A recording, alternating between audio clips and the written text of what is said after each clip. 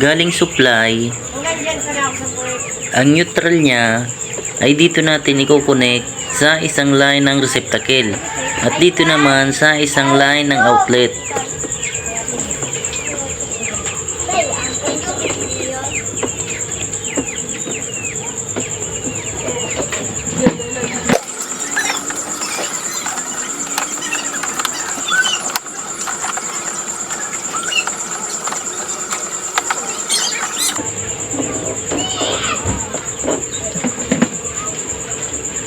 Ang live wire niya naman ay dito natin i-connect sa isang line ng switch at dito sa isang line ng outlet. Pagsasamahin natin sila.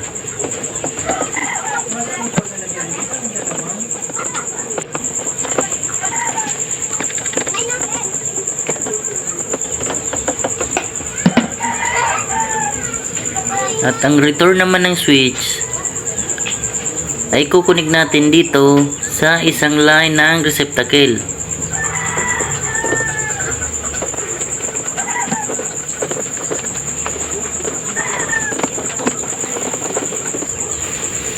Lagyan natin ng tape.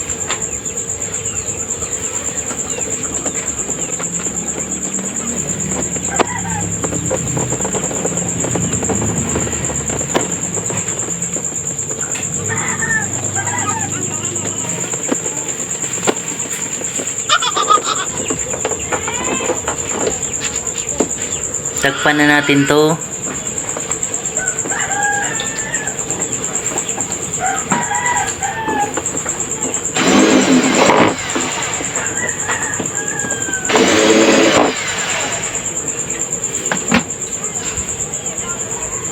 Lagyan na natin ng bulb.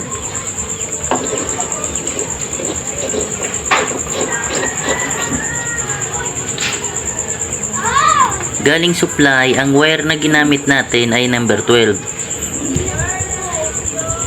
Number 12 naman sa outlet.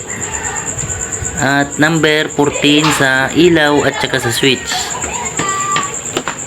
I-on natin ang circuit breaker. I-on natin ang ilaw.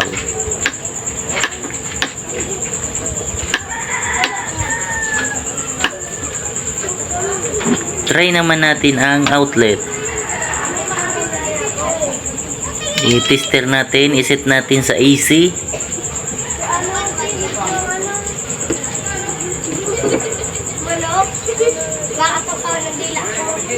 Yun, may 226 volts siya na reading.